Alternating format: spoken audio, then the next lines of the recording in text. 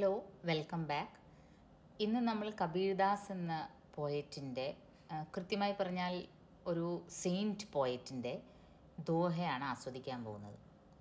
15th century പോയറ്റായിരുന്നു. 1440s അദ്ദേഹം ജനിച്ചത് എന്നാണ് രേഖകൾ സൂചിപ്പിക്കുന്നത്. കൃത്യമായി അന്നത്തെ പോയറ്റ്സിനെ ജനനവും മരണവും ഒന്നും രേഖപ്പെടുത്തിയിട്ടില്ല.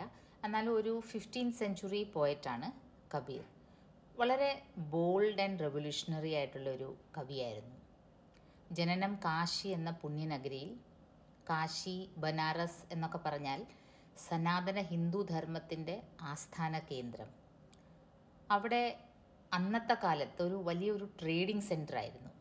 പല ദിക്കിൽ നിന്നും വ്യാപാരികൾ ഒത്തുകൂടുമായിരുന്നു, സാധു സന്യാസികൾ ഒത്തുകൂടുമായിരുന്നു. കബീറിൻ്റെ ജനനം അങ്ങനത്തെ ഒരു പുണ്യനഗരിയായ കാശിയിലായിരുന്നു.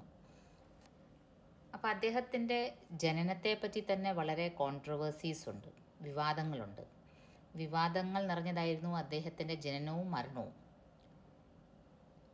പറയപ്പെടുന്നത് ഒരു വിധവയായ ബ്രാഹ്മൺ സ്ത്രീയാണ് കബീറിന് ജന്മം നൽകിയത്. അപ്പോൾ ഒരു വിധവയായ സ്ത്രീ ജന്മം നൽകുക, അപ്പോൾ ആ ഒരു നാണക്കേട് ഒഴിവാക്കാൻ വേണ്ടി കുട്ടിയെ ഉപേക്ഷിക്കുകയും ആ കുട്ടിയെ നീരു നീമ എന്ന ദമ്പതികൾ എടുത്തു വളർത്തുകയും ചെയ്തെന്നാണ് ഒരു ചൊല്ല്. പിന്നെ പറയപ്പെടുന്നത് ഈ ലഹർതാര താലാബ്, ഒരു കുളമുണ്ട് ലഹർതാര എന്ന് പറഞ്ഞത് ഈ കാണുന്നത്. അവിടെ ഒരു താമരയുടെ മുകളിൽ ശിശു രൂപത്തിലുള്ള കബീറിനെ കാണപ്പെടുകയും അവിടുന്ന് നീരു നീമ എന്ന ദമ്പതികൾ എടുത്തു അവർക്ക് കുട്ടികളില്ലായിരുന്നു, അവർ കബീറിനെ എടുത്ത് വളർത്തി എന്നും ഒരു പ്രചാരമുണ്ട്. ഏതായിരുന്നാലും കബീർ ജനിച്ചത് ഒരു ഹിന്ദു കുടുംബത്തിലാണെന്നും വളർത്തിയത് ഒരു മുസ്ലിം കുടുംബം നീരു നീമ ആണെന്നുമാണ് പ്രചാരത്തിൽ ഉള്ളത്. കബീർ ഒരു പോയറ്റ് എന്ന നിലയ്ക്ക് ഈ രണ്ട് മതങ്ങളെയും വളരെ ശക്തമായി വിമർശിച്ചിട്ടുണ്ട്. ഹിന്ദു മതത്തിലെ കൊള്ളരുതായ്മകളും അതേപോലെ തന്നെ ഇസ്ലാം മതത്തിലെ കൊള്ളരുതായ്മകളെയും വളരെ ശക്തമായിട്ട്. അന്നത്തെ കാലഘട്ടത്തിൽ ഇന്ത്യയിൽ ക്രിസ്ത്യൻ മതം പ്രചരിച്ചില്ലായിരുന്നു, അല്ലെങ്കിൽ ക്രിസ്ത്യൻ മതത്തിൽ കാണുന്ന ഓരോ ദുഷ്പ്രവൃത്തികളെയും അദ്ദേഹം വിമർശിച്ചേനെ. അപ്പോൾ ഇങ്ങനെ തുറന്ന് പറയാനുള്ള ഒരു ആർജവം ആ കവിക്കുണ്ടായിരുന്നത് കൊണ്ടാണ് അദ്ദേഹത്തിനെ ഇന്നും ഒരു സെയിൻറ്റ് റെവല്യൂഷണറി പോയറ്റായിട്ട് നമ്മൾ അംഗീകരിക്കുന്നത്. ആ ഒരു ആർജവം വളരെ ചുരുക്കമെറുകെ കിട്ടാറുള്ളൂ. അതിൻ്റെ പ്രത്യാഘാതങ്ങളൊന്നും നോക്കാതെ തന്നെ തുറന്ന് കാര്യങ്ങൾ പറയാനുള്ള ഒരു ആർജവം കബീർ എന്ന ഒരു കവിക്ക് ഉണ്ടായിരുന്നു. കബീർ എന്ന പേര് തന്നെ മഹാൻ എന്നർത്ഥമാണ്. പറയപ്പെടുന്നത് അദ്ദേഹത്തിന് എഴുത്തും വായനയും അറിയില്ലായിരുന്നെന്നാണ്. സാധു സന്യാസികളുടെ സഹവാസവും ഗുരുക്കന്മാരുടെ സാന്നിധ്യവും കൊണ്ടാണ് കബീർ ദോഹകളും പദങ്ങളും ചൊല്ലിയത്. ശിഷ്യന്മാരത് കമ്പൈൽ ചെയ്യുകയായിരുന്നു, അങ്ങനെയാണ് പറയപ്പെടുന്നത്. കബീറിൻ്റെ ഇതേപോലെ കമ്പൈൽ ചെയ്യപ്പെട്ട എല്ലാ കവിതകളെയും ബീജക് എന്നാണ് അറിയപ്പെടുന്നത്. അതിലെ ഭാഷ എന്താണെന്ന് വെച്ചാൽ പ്രോപ്പർ ഹിന്ദി അല്ല, അതിൽ പല ഭാഷകളും ഉൾപ്പെടും. പഞ്ചാബി, സിന്ധി, ഉറുദു, ഫാർസി, അവധി, ബ്രജ്, അങ്ങനെ എല്ലാ ഭാഷകളും ഉൾപ്പെടുന്നുണ്ട്. അതിനെ ഖിച്ചടി ഭാഷ എന്ന് പറയും, അല്ലെങ്കിൽ സധുക്കടി ഭാഷ എന്നും പറയും. ഖിച്ചടി ഭാഷ എന്ന് പറയുമ്പോൾ നമുക്കറിയാമല്ലോ, ഒരു അവിയൽ പരുവത്തിൽ ഖിച്ചടിയിൽ നമ്മൾ അരിയിടും, ഉരുളക്കിഴങ്ങിടും, പല വെജിറ്റബിൾസ് ഇടും, എല്ലാം കൂടെ ഒരു മിക്സ്ചറാണ്. അതേപോലെ സധുക്കടി ഭാഷ എന്ന് പറഞ്ഞാൽ സാധുക്കളുടെ ഭാഷ. പല സാധു സന്യാസിമാർ ഒത്തുചേരുന്നതിൽ പല സന്യാസിമാരും ഭാരതത്തിലെ പല ദിക്കിൽ നിന്നും കാശിയിൽ വന്നു ചേരുന്നവരായിരുന്നു. അപ്പോൾ അവരുടെ എല്ലാവരുടെയും ലാംഗ്വേജിൻ്റെ പ്രഭാവം കബീറിൽ ഉണ്ടായിരുന്നു. അതുകൊണ്ട് തന്നെ കബീറിൻ്റെ ഭാഷയെ സധുക്കടി ഭാഷ എന്നും പറയും, ഖിച്ചടി ഭാഷ എന്നും പറയും. കബീർ പൊരുതിയത് ജാതി മത വ്യത്യാസത്തിനെതിരെ, പിന്നെ വിഗ്രഹ പൂജയ്ക്കെതിരെ, അതുപോലെ അന്ധവിശ്വാസങ്ങൾക്കെതിരെ. അതുകൊണ്ടാണ് അദ്ദേഹത്തിനെ ഒരു വിദ്രോഹി കവി അല്ലെങ്കിൽ സമാജ് സുധാര കവി എന്ന് പറയുന്നത്. മതം അല്ലെങ്കിൽ റിലീജിയൻ അദ്ദേഹത്തിനൊരു വേ ഓഫ് ലൈഫായിരുന്നു. ഏത് മതത്തിൻ്റെയും നല്ലത് ഗ്രഹിക്കുക എന്നതിലുപരി ഏതെങ്കിലും ഒരു മതത്തിന് മഹാത്മ്യം കൊടുക്കുക അദ്ദേഹത്തിൻ്റെ ഉദ്ദേശം അല്ലായിരുന്നു. ഈശ്വരനെ പറ്റിയുള്ള അദ്ദേഹത്തിൻ്റെ കോൺസെപ്റ്റ് തന്നെ വ്യത്യസ്തമായിരുന്നു. അന്നത്തെ കാലത്ത് ഭക്തി തന്നെ 2 ടൈപ്പായിരുന്നു. സഗുൺ ഭക്തി, നിർഗുൺ ഭക്തി, അങ്ങനെ 2 ടൈപ്പ് ഭക്തി ഉണ്ടായിരുന്നു. സഗുൺ ഭക്തി എന്ന് പറയുമ്പം ഈശ്വരന് രൂപവും ഭാവവും നിറവും എല്ലാം ഉണ്ട് എന്ന് വിശ്വസിക്കുന്ന, വിഗ്രഹം ആരാധിക്കുന്ന, വിഗ്രഹത്തിൽ പുഷ്പങ്ങളൊക്കെ ചാർത്തുന്ന അങ്ങനത്തെ ഒരു വേ ഓഫ് റിലീജിയനായിരുന്നു സഗുൺ ഭക്തി. അതിൽ നമ്മൾ ശ്രീരാമചന്ദ്രനെയും ശ്രീകൃഷ്ണനെയും ഒക്കെ ആരാധിച്ചിരുന്നു.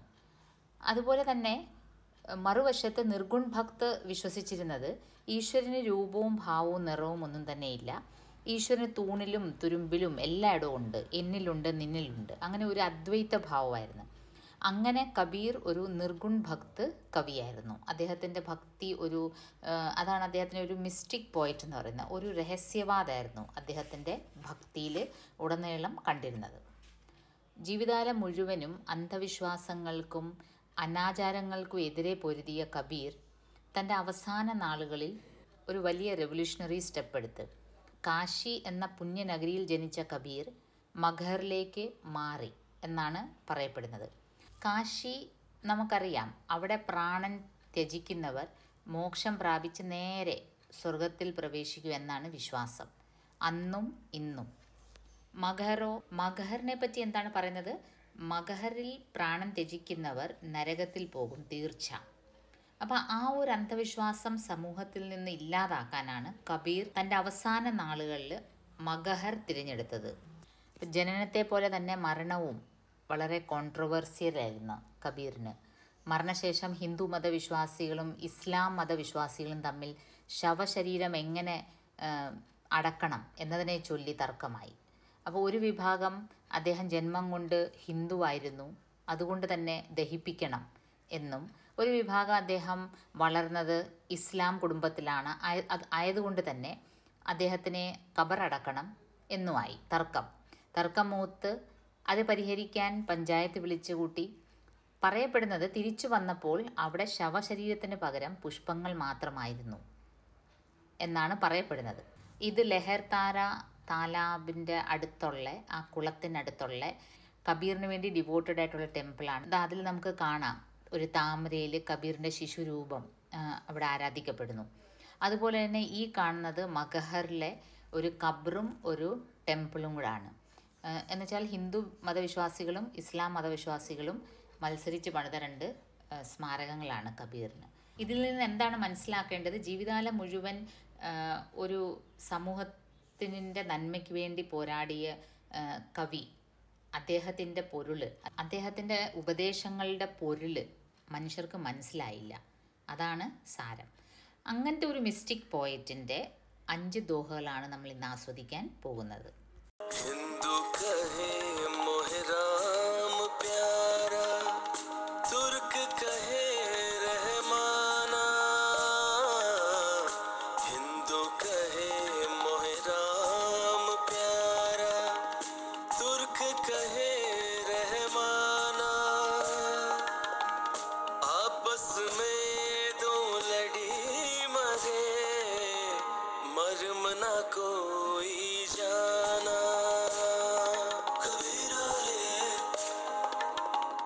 आपस में दो लड़ी मरे, मरम ना कोई जाना, कबीरा कबीरा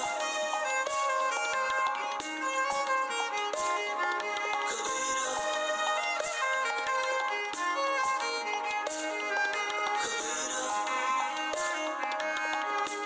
हिंदू कहे मोहे राम प्यारा, तुर्क कहे रहमाना, आपस में दो लड़ी लड़ी मुए, मरम न को जाना।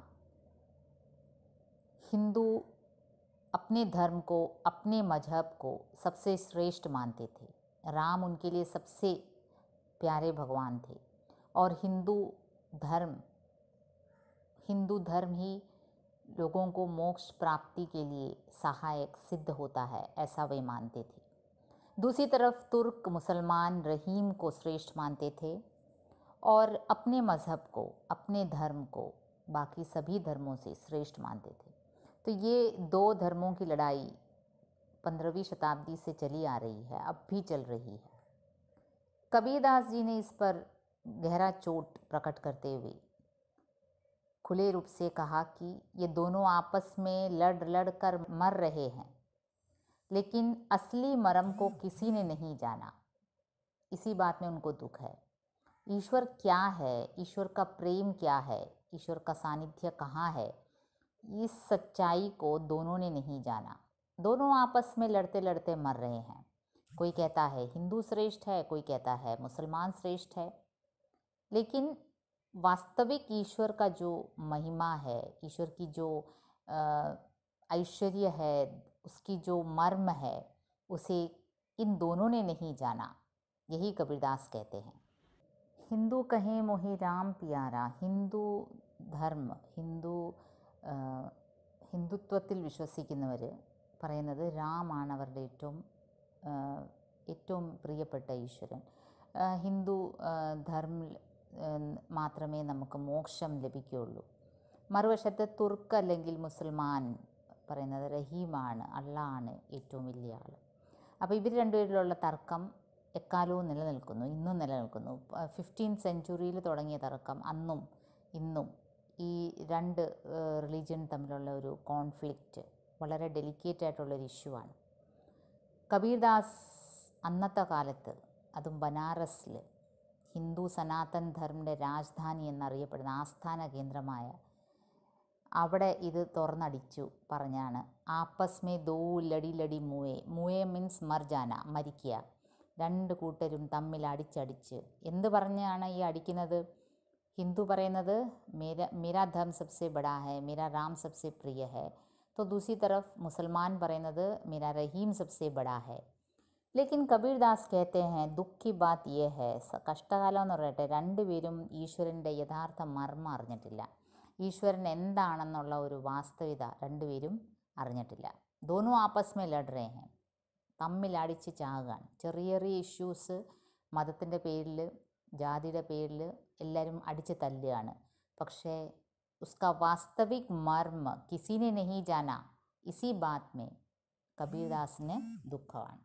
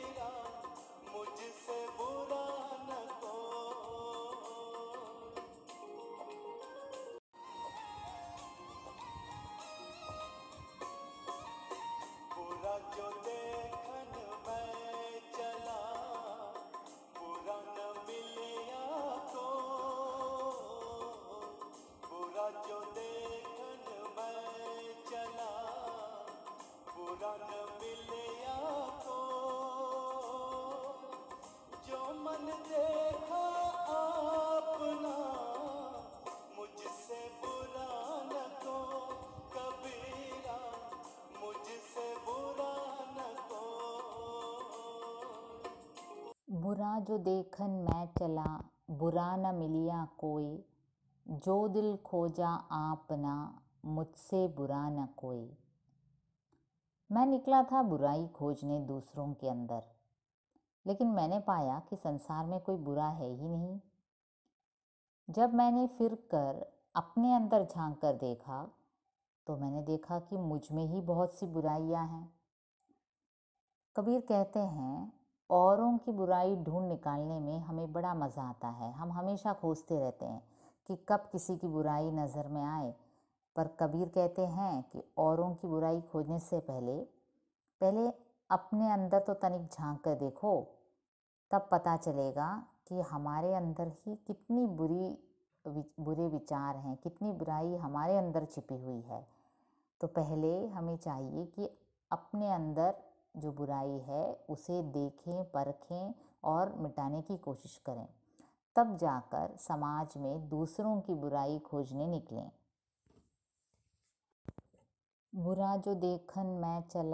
ബുറ എന്നുദ്ദേശിക്കുന്നത് കുറ്റങ്ങൾ, മറ്റുള്ളവരുടെ കുറ്റങ്ങൾ തെരഞ്ഞു പിടിച്ച് അവ ചൂണ്ടിക്കാട്ടാൻ ഞാൻ വളരെ ആവേശത്തോടെ ഇറങ്ങിത്തിരിച്ചു സമൂഹത്തിലേക്ക്.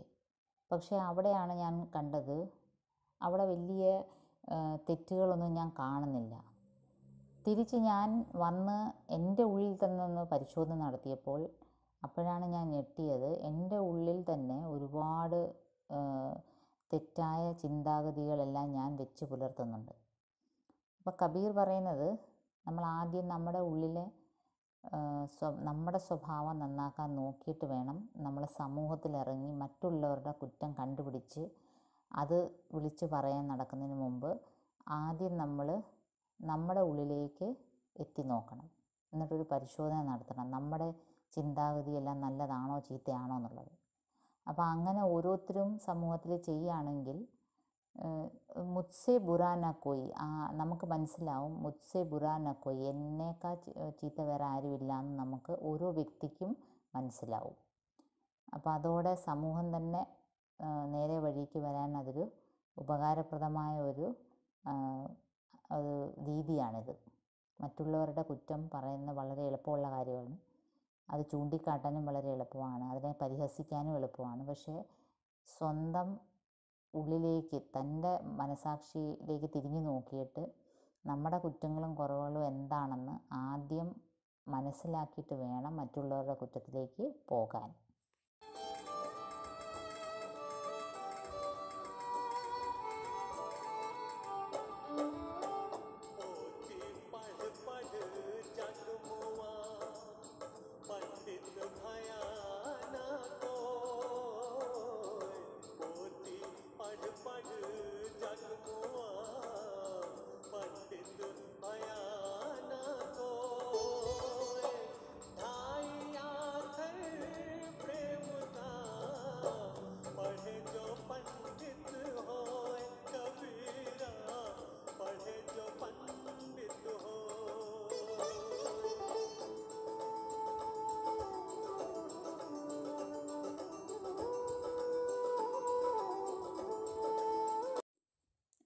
पोथी पढ़ी पढ़ी जग मुआ, पंडित भया न कोई, ढाई आखर प्रेम का, पढ़े सो पंडित होए। बड़े बड़े ग्रंथ, मोटी मोटी किताबें एवं डिग्रियों को हासिल करने से कोई पंडित नहीं बन जाता। पंडित अर्थात ज्ञानी। अरे जिसने बहुत सारे शास्त्र ज्ञान तो हासिल कर लिए हों, पर प्रेम रूपी व्यवहार करना न जानता हो, वो भला पंडित कैसे होगा। प्रेम केवल 2.5 अक्षर से बना है, जैसे हम सब जानते हैं। जिसने प्रेम रूपी तत्व न पहचाना हो, वो चाहे दुनिया की सारी किताबें ही क्यों न पढ़ डाले, पंडित नहीं कहलवाएगा। आपने भी अपने आसपास ऐसे कई लोगों को देखा होगा जो कहने को तो काफ़ी पढ़े लिखे हैं, लेकिन औरों से उनका जो व्यवहार होता है वो प्रेमपूर्ण न हो तो फिर क्या फ़ायदा। ठीक दूसरी तरफ ऐसे कई अनपढ़ लोगों से भी हमारा परिचय होता है जो ज़्यादा पढ़े लिखे तो नहीं हैं, लेकिन उनका व्यवहार अत्यंत प्रेमपूर्ण होता है। यही कबीर कहते हैं कि जिसने प्रेम रूपी तत्व को न पहचाना हो, वो किसी भी हालत में पंडित नहीं कहलाया जा सकता। पोथी पढ़ी पढ़ी जग मुआ, बड़े बड़े पोथी बड़े बड़े ग्रंथ, पढ़ी पढ़ी जग मुआ, पढ़ पढ़ कर जग एकदम मर गया है। पंडित भया न कोई, लेकिन कोई पंडित नहीं बन पाया। पंडित तो वही है, पढ़े सो पंडित होए। कौन? जिसने 2.5 आखर प्रेम का पढ़ा हो, वही पंडित होए। പോഥി പടി പടി ജഗ് മുവ, പണ്ഡിറ്റ് ഭയാന കോയി. പോഥി ഉദ്ദേശിക്കുന്ന വലിയ വലിയ ഗ്രന്ഥങ്ങൾ, വലിയ വലിയ ശാസ്ത്ര അറിവുള്ള വലിയ വലിയ പുസ്തകങ്ങൾ പഠിച്ച് പഠിച്ച് ഈ ലോകം മരിച്ചുപോയി, അതിൽ പണ്ഡിതനാരും ആയില്ല.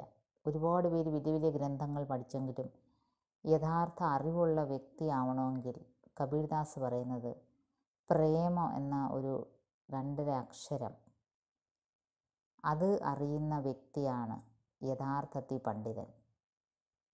അപ്പോൾ ഈ ഒരുപാട് ഡിഗ്രികൾ എടുത്തിട്ടോ ഒരുപാട് ഗ്രന്ഥങ്ങൾ വായിച്ചിട്ടോ വലിയ അറിവ് നേടിയിട്ട് കാര്യമില്ല. മനുഷ്യരോട് പെരുമാറുമ്പം, മറ്റ് ജീവജന്തുക്കളോട് പെരുമാറുമ്പം നമ്മുടെ പെരുമാറ്റത്തിൽ സ്നേഹം എന്നുള്ളൊരു വാക്കില്ല എങ്കിൽ ഈ നേടിയ അറിവെല്ലാം വ്യർത്ഥമാണ്. നമ്മൾ ഒരു പണ്ഡിതനായിട്ട് ഒരിക്കലും അറിയപ്പെടില്ല. ഒരു അറിവുള്ള വ്യക്തി എപ്പോഴും സ്നേഹം നിറഞ്ഞൊരു പെരുമാറ്റമായിരിക്കും. കബീർദാസ് അതാണ് ഊന്നി പറയുന്നത്, ഢായി ആഖർ പ്രേം കാ, പ്രേം എന്ന ഒരു 2.5 അക്ഷരം അത് അറിയുന്നവൻ, അതിൻ്റെ മർമ്മം അറിയുന്നവനെ യഥാർത്ഥ പണ്ഡിതനായിട്ട് അറിയപ്പെടുത്തുള്ളൂ. ഇപ്പം നമ്മൾ നമ്മുടെ ചുറ്റിനും കാണുമ്പോഴും നമുക്ക് മനസ്സിലാവും, പലരും വലിയ ഡിഗ്രികളൊക്കെ നേടിയിട്ടുണ്ട്, പക്ഷേ അവരുടെ പെരുമാറ്റം എന്ന് പറയുമ്പോൾ ഒട്ടും ഒരു സ്നേഹം നിറഞ്ഞൊരു പെരുമാറ്റം അല്ലെങ്കിൽ ആ ഡിഗ്രികൾ കൊണ്ടൊന്നും ഒരു പ്രയോജനവും ആർക്കും ഉണ്ടാകത്തില്ല. മറിച്ച് നമ്മുടെ നാട്ടിൻപുറത്ത്, നമ്മുടെ പരിസരത്ത് തന്നെ ഒരു അറിവും ഒരു വിദ്യാഭ്യാസവും ഇല്ലാത്ത വ്യക്തികൾ പോലും നല്ല പെരുമാറ്റം, സ്നേഹം നിറഞ്ഞ പെരുമാറ്റമാണെങ്കിൽ നമ്മൾ അങ്ങനെയുള്ളവരെയാണ് യഥാർത്ഥത്തിൽ പണ്ഡിതനെന്ന് വിളിക്കേണ്ടതെന്നാണ് കബീർ പറയുന്നത്. പോഥി പടി പടി ജഗമുവ, പോഥികൾ പഠിച്ച് ഗ്രന്ഥങ്ങൾ പഠിച്ച് ഈ ലോകം ഇല്ലാതായെന്നല്ലാതെ പണ്ഡിത് ഭയാന കോയി പണ്ഡിത് നെഹി ബൻ പായ. ഢായി ആഖർ പ്രേം കാ, പ്രേമ എന്ന ഒരു 2.5 അക്ഷരത്തിൻ്റെ മർമ്മം അറിയുകയാണെങ്കിൽ പഠേ സോ പണ്ഡിത് ഹോയ്, ജോ വോ പ്രേം രൂപി അക്ഷർ കോ പഠത്താ ഹൈ, അവനാണ് യഥാർത്ഥ പണ്ഡിതൻ.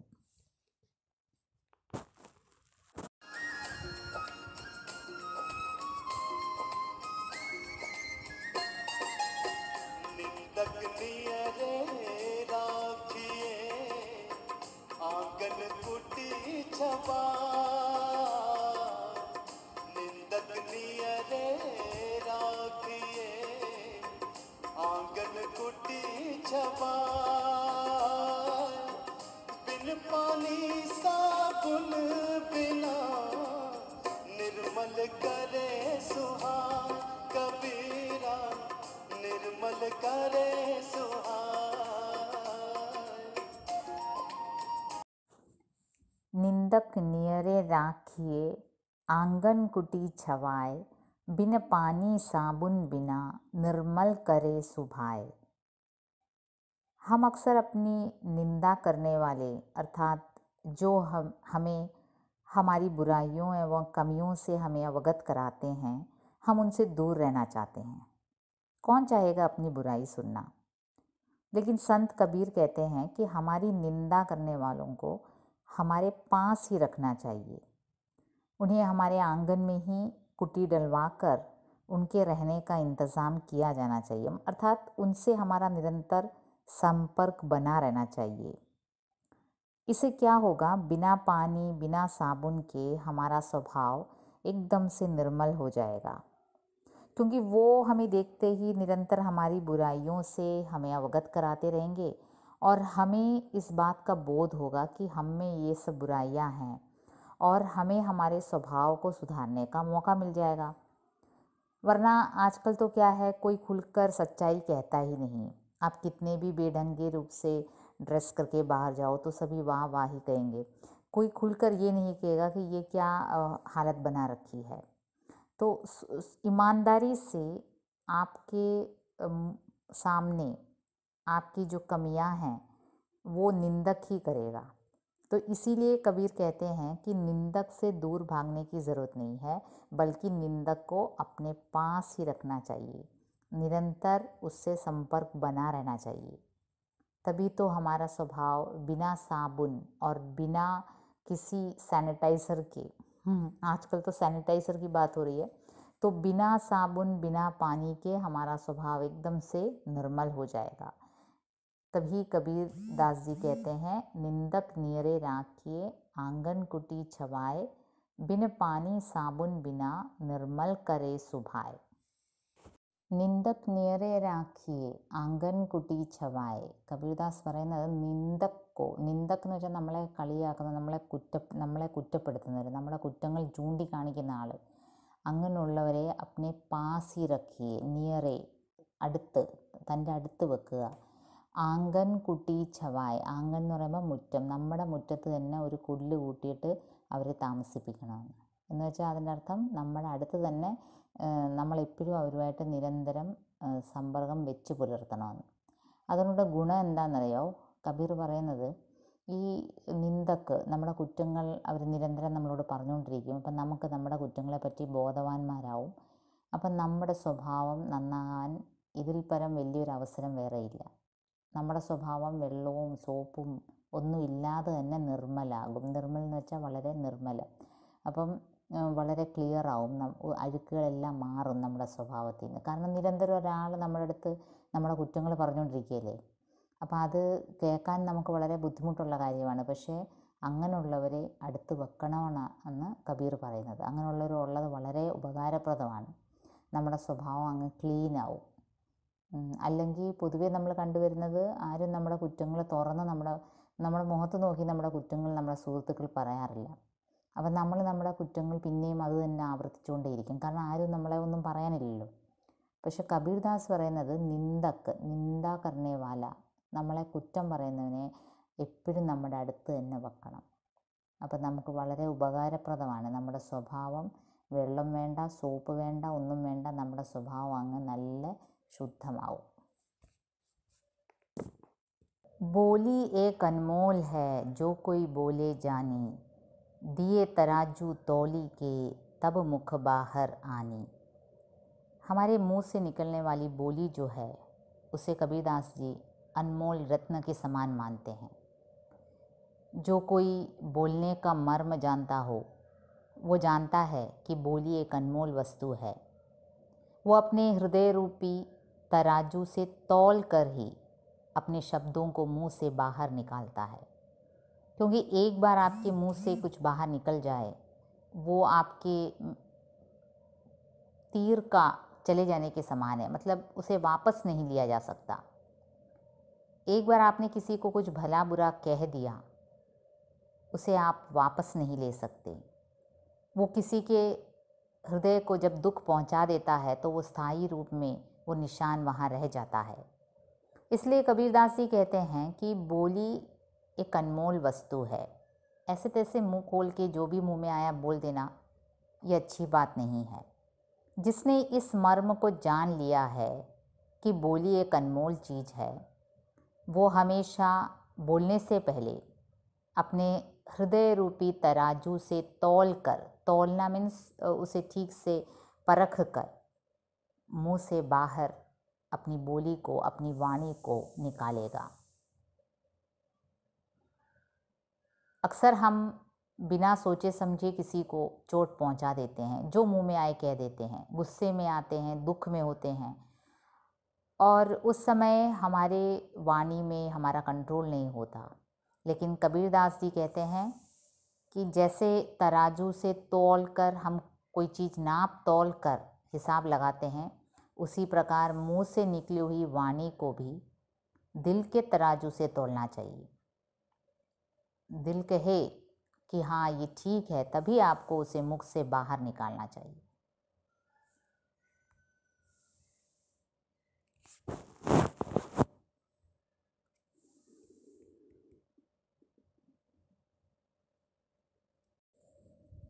बोली एक अनमोल है जो कोई बोले जानी, दिए तराजू तौली के तब मुख बाहर आनी।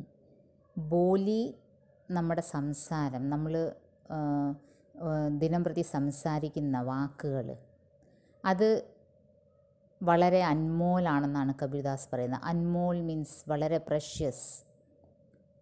ജോ കൊയ് ബോലെ ജാനി, ജോ യെ ജാൻ ലേത്താ ഹെ, ആർക്കാണോ ഇതിൻ്റെ ഈ ഒരു മർമ്മം അറിയുന്നത്, എന്നുവെച്ചാൽ നമ്മുടെ വാക്കുകൾ വളരെ സൂക്ഷിച്ചുപയോഗിക്കണം എന്നുള്ളൊരു തത്വം ആരാണോ അറിയുന്നത്, അവരെപ്പോഴും തൻ്റെ ഹിയ ഹൃദയ തരാജു തോലിക്കെ, ഹൃദയമാകുന്ന ത്രാസിൽ തൂക്കി അളന്നാണ് വാക്കുകൾ ഉപയോഗിക്കുന്നത്. തബ് മുഖ ബാഹറാനി, അപ്പോഴാണ് തൻ്റെ വായിൽ നിന്ന് ആ വാണി വെളിയിലോട്ട് വരുന്നത്. എന്നുവെച്ചാൽ ഏത് വ്യക്തി ഇതറിയുന്നു, ഞാൻ ഉപയോഗിക്കുന്ന വാക്കുകൾ മറ്റുള്ളവരെ വേദനിപ്പിക്കുമെന്ന് തോന്നലുണ്ടാവുന്ന വ്യക്തി, അയാൾക്ക് ബോധ്യമുണ്ട് അയാളുടെ വാണി, അയാളുടെ മൊഴി, അയാൾ പറയുന്നത് അൻമോലാണെന്ന്. Anmol means precious. അപ്പം എന്തും വായി തോന്നിയതുപോലെ പറയുന്നതല്ല നമ്മൾ ചെയ്യേണ്ടത്. ബോൾനെ സെ പെഹലെ, പറയുന്നതിന് മുമ്പ് നമ്മുടെ ഹൃദയമാകുന്ന ത്രാസിൽ അത് അളന്നിട്ട് വേണം. ഞാനിത് പറഞ്ഞാൽ വേറൊരാൾക്ക് വിഷമം ഉണ്ടാവുമോ, ദുഃഖം ഉണ്ടാവുമോ? लेकिन वहीं पे भी अगर बोलने वाली बात हो तो बोलना चाहिए. अगर आप ना बोलेंगे तब वहाँ अगर कोई മുസീബത്ത് होती है. പറയേണ്ട കാര്യം പറയുകയും വേണം, പക്ഷേ പറയേണ്ടാത്ത കാര്യം അനാവശ്യമായിട്ട് വാതുറന്ന് പറയാൻ പാടില്ല. അതാണ് കബീർദാസ് പറയുന്നത്. ബോലി ഏക് അൻമോൽ വസ്തു ഹെ, ഒരു പ്രഷ്യസ് ചീജാണ്, സാധനമാണ് നമ്മുടെ വാണി, നമ്മുടെ മൊഴി, നമ്മുടെ സംസാരം. ഉസേ ഹൃദയരൂപി തരാജുമേ തോൽ കർ ഹി മൂസെ ബാഹർ നിക്കാളെ, ഹൃദയമാകുന്ന ത്രാസിൽ അളന്ന് കുറിച്ചിട്ടേ വാക്കുകൾ ഉപയോഗിക്കാവൂ.